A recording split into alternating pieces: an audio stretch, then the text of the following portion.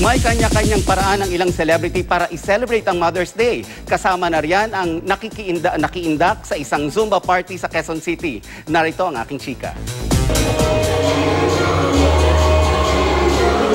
Bonding moment para sa mga mommy ang Zumba fitness party na ito sa Quezon City na pinangunahan ni Regine Tolentino. Nakisayaw din ang ilang beauty queens kabilang na sina Binibining Pilipinas Universe Pia Wurtzbach at Binibining Pilipinas International Janice Lubina.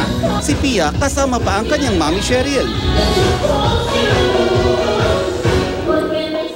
Ibinahagi naman ni Judy Ann Santos sa mga kapwa niya ina ang kanyang Pinoy recipes. Kahit malaking challenge daw ang pagpapalaki sa kanyang mga anak na sina Johan at Lucio, nagpapasalamat si Juday at lumalaki pa rin silang maayos at matalino.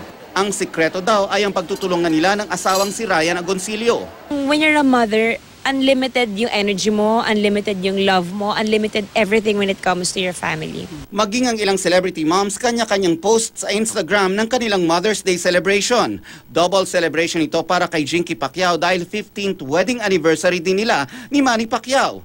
Card naman ang ginawa ni Nate para sa kanyang mommy na si Regine Velasquez Alcacid.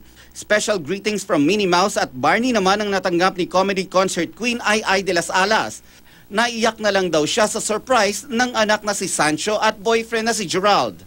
Basket of fruits at card naman ang regalo ni Kate sa kanyang mommy na si Katrina Halili. At ang soon-to-be mom na si Marian Rivera halos maiyak sa regalong infant shoes ng asawang si Dingdong Dantes.